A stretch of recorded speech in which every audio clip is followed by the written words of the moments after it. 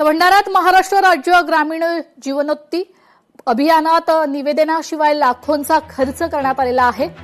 बांधकामावर सुमारे 30 ते 40 लाख खर्च करण्यात आलाय। मात्र काम कोणतेही निविदा प्रक्रिया न राबवता करण्यात आल्याचा आरोप करण्यात आलाय। या प्रकरणाची स्वतंत्र चौकशी करून दोषींवर कठोर कारवाई करण्यात यावी अशी मागणी देखील करण्यात आलेली आहे।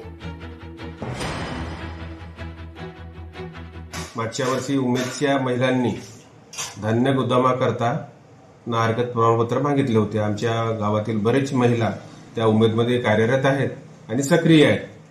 त्यांनी मागितले त्यानुसार आम्ही त्यांना धान्य गोदामाकरता ना हरकत प्रमाणपत्र दिली। पण त्यानंतर जे आता उपक्रम राबवण्यात आले त्याबद्दल कसलीही प्रकारची माहिती आमच्या या ग्रामपंचायत कार्यालयाला नव्हती। परंतु त्यांनी आज त्या गोष्टी ज्या आता उद्योग वाढले त्याची चौकशी झाली। त्यानंतर त्यांनी आम्हाला ना हरकत प्रमाणपत्र या ग्रामपंचायतला परमिशन मागितली। सध्या ते आम्ही आता मासिक मीटिंगमध्ये ठेवणार आहोत। नियमबाह्य काम म्हणजे शेळीपालन शेड, मशरूम शेड, धान्य गोडाऊन, फीड मिल आणि इतर गोडाऊन असे विविध बांधकामासाठी नियमबाह्य पद्धतीने यांनी काम केलेलं आहे।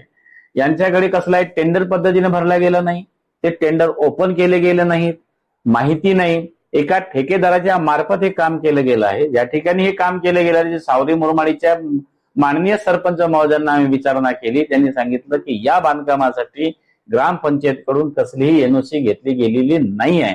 जर बांधकामाची एनओसी घेतलीच गेली नसेल तर तो बांधकाम कशासाठी केला गेला हा खरा प्रश्न आहे। लोकशाही मराठी ऐका, पहा, जागरूक रहा।